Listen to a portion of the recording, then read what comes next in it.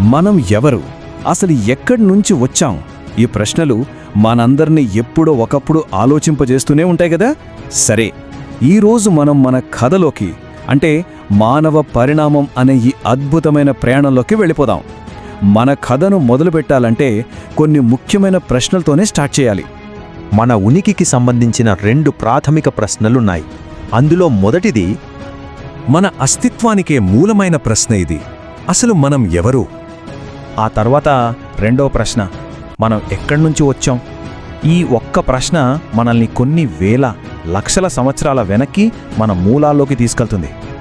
సరే, మన ప్రయాణం ఇక్కడ నుంచే మొదలవుతుంది. కొన్ని వేల సంవత్సరాల క్రితం వెళ్దాం. అప్పుడు ప్రకృతి మాత్రమే మన ఇల్లు. ప్రపంచమంటే మనకు తెలిసింది కూడా అదే.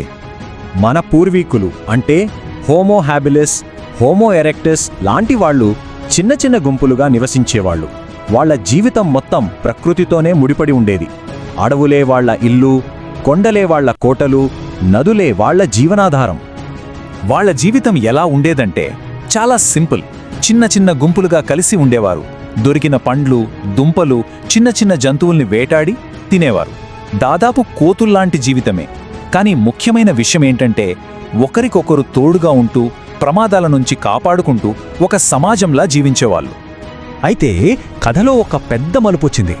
ఒక చిన్న నిప్పురవ్వ మన భవిష్యత్తునే పూర్తిగా మార్చేసింది. ఆ నిప్పురవ్వ మరేదో కాదు, మనలో పుట్టిన ఉత్సుకత.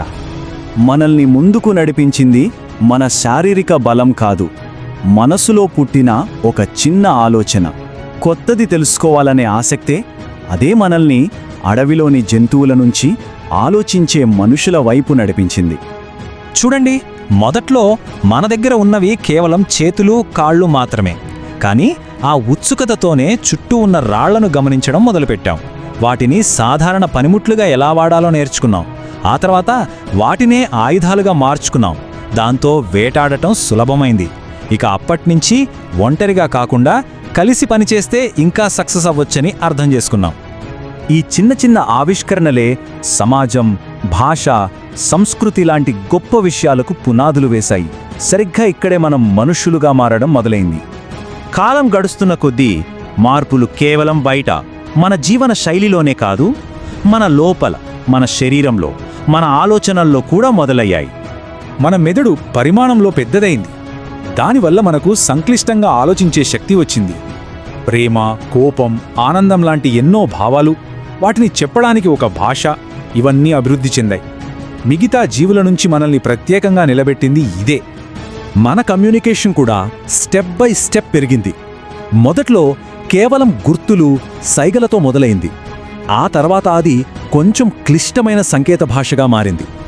చివరికి జరిగిన కథలు చెప్పడం, మన అనుభవాలు పంచుకోవడం, భవిష్యత్తు కోసం ప్లాన్ చేసుకోవడం, వావ్, ఆ స్థాయికి చేరుకున్నాం.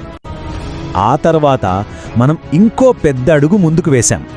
ప్రకృతికి తగ్గట్టుగా మనం బ్రతకడం మానేసి మన ప్రపంచాల్ని మనమే సృష్టించుకోవడం మొదలుపెట్టాం. అదే నవీకరణ దశ. నిప్పును మన కంట్రోల్లోకి తెచ్చుకోవటం, వేట పద్ధతుల్ని ఇంప్రూవ్ చేసుకోవటం, వ్యవసాయం చేయటం, జంతువులను పెంచుకోవటం, ఈ ఆవిష్కరణలు మనల్ని కేవలం బ్రతికే స్థాయి నుంచి అభివృద్ధి చెందే స్థాయికి, ఒకచోట స్థిరపడే స్థాయికి తీసుకెళ్లాయి. ఒక్కసారి ఆలోచించండి. ఒకప్పుడు మనం ప్రకృతిలో ఒక భాగం మాత్రమే. కానీ ఇప్పుడు మనం మన సొంత ప్రపంచాలను నిర్మించే సృష్టికర్తలుగా మారాం. కేవలం జీవించడమే కాదు, మన చుట్టూ ఉన్న ప్రపంచాన్ని మనకు అనుకూలంగా మార్చుకోవడం మొదలుపెట్టాం. పెద్ద పెద్ద నగరాలు, సైన్స్, ఆర్ట్స్, వీటన్నిటినీ మనం సృష్టించాం. ఈ గ్రహం మీద మనకంటూ ఒక ప్రత్యేక స్థానాన్ని, ఒక ముద్రను వేసుకున్నాం. సరే, ఇదంతా మన ప్రయాణం. ఇప్పుడు మళ్ళీ మనం మొదట అడిగిన ప్రశ్నకు తిరిగి వద్దాం. ఇంతకీ మనిషిగా ఉండటం అంటే అసలు అర్థమేంటి? కోతి నుంచి మనిషిగా మారడం అంటే కేవలం శరీరం మారడం కాదు. అది మన ఆలోచనల్లో, మన ఆత్మలో వచ్చిన ఒక పెద్ద విప్లవం. మన అసలైన గుర్తింపు మన శరీరంలో కాదు, మన ఆలోచనల్లో ఉంది. మనల్ని మనుషులుగా నిలబెట్టేవి ఏవి? మన ఆలోచనలు, మనం చూసే విధానం, భవిష్యత్తు గురించి మనం కనే కలలు, ప్రేమ, సహనం, నవ్వు, ఇంకా ఎప్పటికప్పుడు ఏదో ఒక కొత్త దాన్ని సృష్టించగల మన అద్భుతమైన శక్తి. సో ఫైనల్గా మనం ఎవరు? సమాధానం ఈ మాటల్లోనే ఉంది. మనం కేవలం శరీరం, బలం కాదు, మనం మన ఆలోచనలు, మన కలలు, మన ప్రేమ, మన నవ్వు, మన సృష్టి ఇవన్నీ కలిపితేనే మనం.